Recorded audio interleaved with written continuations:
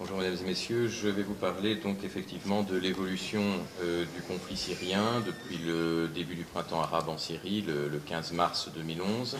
J'ai effectué dans ce pays 8 voyages d'observation et certains d'entre vous le savent peut-être, malheureusement mon dernier voyage s'est très mal terminé puisque j'ai été retenu en otage pendant 5 mois par les brigades Al-Farouk et été libéré tout récemment le 8 septembre dernier. Alors, c'est un conflit. Tout d'abord, j'aimerais préciser.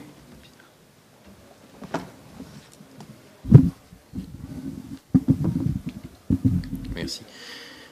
J'aimerais préciser, avant de commencer ce développement de l'historique de la révolution syrienne, que malgré ce qui m'est arrivé récemment, je soutiens toujours et je suis engagé, je pense que c'est important de le dire, aux côtés de l'armée syrienne libre, que je soutiens toujours. Donc je parle bien de l'armée syrienne libre et non pas des nombreux mouvements djihadistes qui se sont immiscés dans la révolution.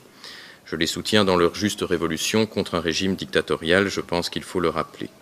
Cela étant dit, la révolution syrienne a été très mal appréhendée par nombre d'historiens et de politologues qui ont considéré ce conflit, peut-être un peu sur le modèle tunisien, comme un conflit statique, comme une révolution statique, celle d'un soulèvement populaire contre une dictature, celle du parti Baas et de son président Bachar al-Assad.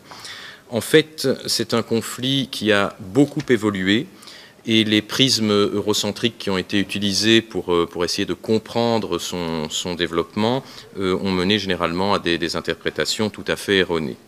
Ainsi, dans un premier temps, la révolution syrienne a connu très peu de mouvements violents.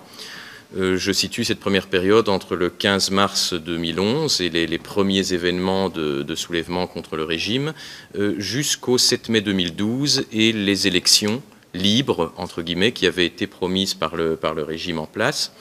Jusqu'alors, il y a eu effectivement, je l'avais observé sur le terrain, quelques soulèvements violents à Homs, à Jizor al-Shugur, à Marat al-Nouman, mais c'était véritablement très limité, et globalement dans le pays, il y avait des manifestations pacifiques, très pacifiques à Hama, mais globalement dans le pays, la population restait calme dans une sorte d'attentisme, en espérant que le nouveau président, qui avait remplacé son père Hafez el-Assad en 2010, que Bachar el-Assad, ce jeune homme très moderne, qui avait déjà entrepris sur le plan économique de nombreuses réformes dans le pays, réussisse, en espérant qu'il réussisse à plier les cadres du Baas et à amener un changement démocratique dans le pays.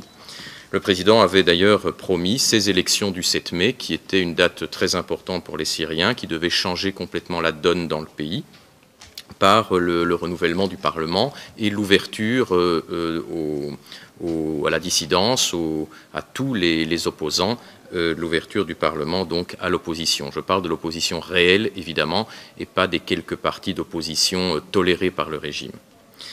Cet attentisme a été fortement déçu puisque le gouvernement a manipulé les élections, appelons un chat comme à l'ordinaire, et n'a pu annoncer d'ailleurs que moins de 60% de participation, ce qui était déjà beaucoup par rapport à la réalité sur le terrain, puisque la plupart des bureaux de vote sont restés vides ce jour-là.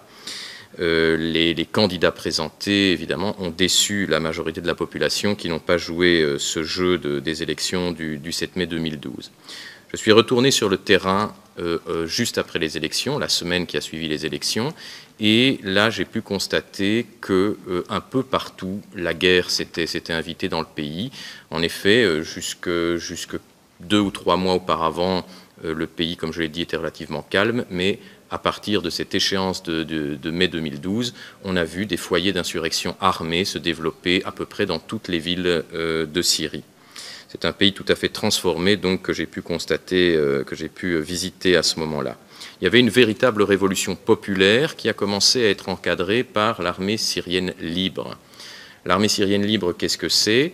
Pour être simple et clair, ce sont des citoyens qui se sont soulevés, qui ont organisé une résistance, d'abord pacifique puis armée au régime, et qui ont ensuite été encadrés par des officiers de l'armée régulière qui ont déserté et qui se sont joints à ces civils pour les encadrer, comme je l'ai dit, et les coordonner, les rendre plus efficaces face à l'armée gouvernementale. Cette révolution populaire, cependant, n'a pas été aidée par l'Occident. Cette armée syrienne libre, qui était, je l'ai dit, donc menée par des officiers laïcs et qui tentaient d'amener le régime à se démocratiser, n'ont pas été aidés pour plusieurs raisons. Alors ici, je développe une hypothèse, mais je crois qui dans les faits, a des racines très solides. Tout d'abord, la question israélienne. Si la paix n'a jamais été officiellement signée entre Israël et Damas, néanmoins, un modus vivendi s'est mis en place entre le gouvernement bassiste syrien et Tel Aviv. Et on peut dire que la frontière israélienne du Golan n'a jamais été aussi bien protégée que depuis la fin du quatrième conflit israélo-arabe en 1973. Donc Israël n'a certainement pas intérêt à une déstabilisation trop importante de son voisin, surtout pas dans la configuration actuelle où les mouvements djihadistes se sont développés dans des proportions spectaculaires depuis ces derniers mois en tout cas. Donc, soyons clairs, qu'Israël ait un intérêt à affaiblir son voisin, à affaiblir le gouvernement syrien, c'est certain. Qu'une certaine, un développement d'un conflit interne soit favorable, intéressant pour l'État hébreu, c'est certain, mais cela étant dit, la chute du gouvernement ne peut pas être envisagée. Idem pour les États-Unis qui soutiennent le gouvernement israélien et sa politique d'expansion sur les territoires palestiniens. Donc il est clair que Washington a une certaine satisfaction à voir l'allié de la Russie s'affaiblir, donc Damas, mais là aussi, laisser l'État syrien dans les mains des mouvements djihadistes n'est certainement pas dans les objectifs des États-Unis.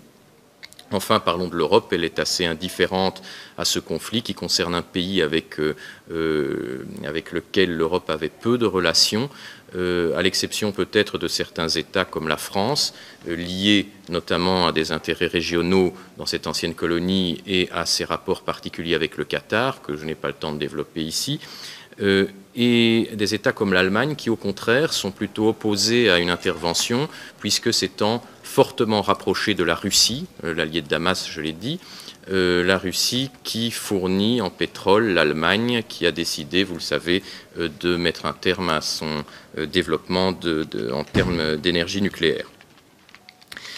Donc cette révolution orpheline, abandonnée par les démocraties occidentales, a commencé à souffrir d'un manque d'armement, d'une incapacité de faire face à un régime qui lui est soutenu par plusieurs États, comme la Russie bien sûr, mais aussi la Chine et l'Iran notamment. Et dans ce contexte, on a vu apparaître de la part de l'armée libre et des différents mouvements qui se sont soulevés contre le régime, autres que l'armée libre, comme par exemple les brigades Al-Farouk, qui font partie qui sont l'un des socles de la révolution, entre guillemets, également les mouvements djihadistes. On a vu voir apparaître des manipulations à l'égard de l'opinion publique internationale, manipulations qui avaient pour but d'attirer une intervention, d'entraîner une réaction de l'Occident.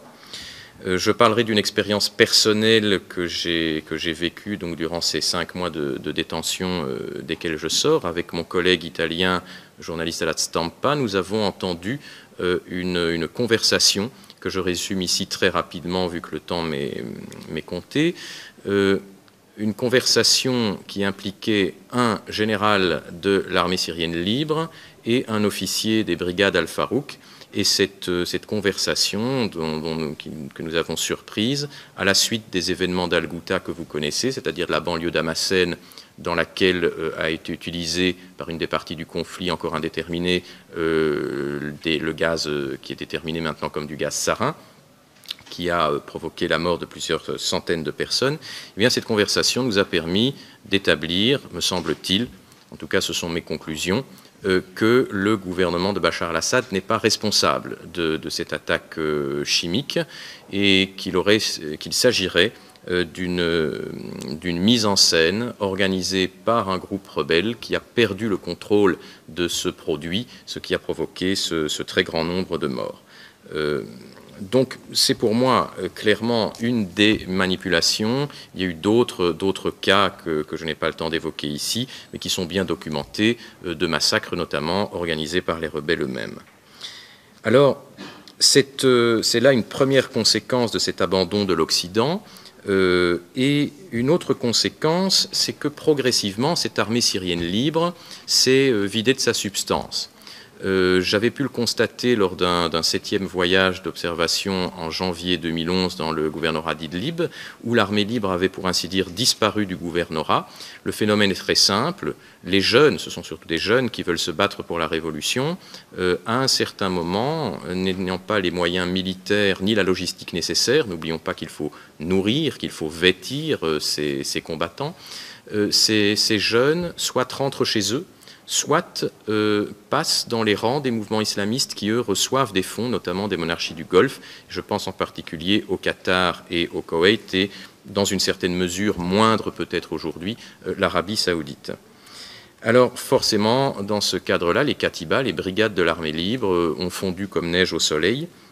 Certaines, néanmoins, c'est le cas notamment dans les gouvernorats de Homs et de Damas, sont restées actives mais ont réorienté leurs objectifs et finalement se comportent en groupe de bandits qui exploitent la population, la rançonnent et vivent sur leurs concitoyens, sur le dos de leurs concitoyens. Il y a donc un phénomène de banditisme. L'historien britannique Oxbow l'avait déjà bien développé. Dans le cadre révolutionnaire, on a, si la révolution dure pendant plusieurs années, on a ce phénomène qui se développe de groupes de marginaux qui, sous l'étiquette de révolutionnaires, s'invitent à combattre, mais à combattre dans leur propre intérêt. D'autre part, on a vu s'immiscer dans cette révolution, et c'est ainsi que je conclurai sur cette question, on a vu s'immiscer de plus en plus nombreux des groupes de djihadistes, d'abord intérieurs à la Syrie, je pense bien sûr à Jabhat al-Nosra qui domine le monde djihadiste syrien, le Front al-Nosra qui en fait est un phénomène à l'origine proprement syrien. Il s'agit, pour faire simple, de djihadistes qui s'étaient battus en 2003, qui étaient partis en Irak se battre en 2003 contre l'invasion états-unienne de l'Irak, et qui sont ensuite rentrés chez eux et qui se sont réveillés au moment de la Révolution. Alors Jabhat al-Nosra s'est développé de manière phénoménale, et beaucoup plus d'ailleurs que moi-même et d'autres qui nous inquiétions de ce problème, l'avion envisagé au départ. Mais il a été rejoint aussi par de très nombreux mouvements djihadistes autres, et dont certains ne sont pas encore identifiés. On peut citer quelques-uns, l'Iwa al-Tawhid dans une certaine mesure, l'Iwa al-Haq certainement, Ahrar al-Sham, Soukour al-Sham, Iwa al-Fatah, etc. Ces mouvements sont très très nombreux. Et ces mouvements, finalement, ont submergé la révolution, d'autant plus qu'ils sont bien accueillis par une partie de la population. Évidemment, dans le patchwork ethnique et communautaire, je ne parle pas ici des chrétiens ou des Kurdes ou des Druzes, par exemple, mais par la majorité sunnite, par une partie de la majorité sunnite, car ils remettent de l'ordre au niveau de la justice et au niveau de l'administration par rapport justement à ces groupes de bandits qui ont commencé à phagocyter la révolution. Il y a donc une sorte de somalisation de la révolution syrienne qui est en train de se produire. De même que les Shebabs en Somalie avaient été bien accueillis par la population, donc en remettant de l'ordre dans le pays à travers un semblant d'État islamique. De même, la révolution syrienne connaît ce phénomène où une partie de la population se tourne vers les islamistes. Alors, cette situation, évidemment, nous préoccupe parce qu'elle fait véritablement de la Syrie maintenant une plaque tournante du djihadisme. Pendant les différents déplacements que j'ai subis durant ces 5 mois de détention, j'ai été très surpris, ce que je n'avais pas encore vu avant, d'observer la présence de djihadistes afghans, venant d'Asie centrale aussi en grand nombre, et également de djihadistes pakistanais par exemple et tchétchènes. Donc on a véritablement maintenant une importation de plusieurs milliers de combattants étrangers qui ne font plus la révolution, ce n'est pas leur objectif. Leur objectif est au-delà du renversement d'Assad. J'ai pu discuter notamment avec plusieurs commandants de Jabhat al-Nusra. Le discours est récurrent. Et l'objectif, il est d'étendre le djihad sur l'ensemble du monde arabe, et ça peut prêter à sourire, mais c'est très sérieusement dit par eux, au-delà du monde arabe, sur l'Espagne, qu'ils considèrent comme une terre d'islam qui a été perdue à un certain moment, le grand Al-Andalus, et au-delà d'apporter la parole de Dieu sur toute l'Europe. Ce phénomène a déjà commencé puisque les services secrets turcs et jordaniens s'inquiètent de la présence nombreuse de cellules dormantes djihadistes au sein des mouvements de population, de réfugiés qui ont passé leurs frontières et qui se sont déjà installés sur leur territoire. Voilà donc un problème qui était jusqu'à présent pour l'Europe, et je parle ici pour l'Europe stricto sensu, un problème policier sécuritaire, mais qui pourrait, si ces mouvements djihadistes deviennent majoritaires et prennent le contrôle ils sont déjà majoritaires dans la révolution, mais révolution entre guillemets, mais prennent le contrôle de la Syrie, s'ils arrivent à faire de la Syrie un État djihadiste, ça pourrait devenir pour l'Union européenne un problème d'ordre militaire.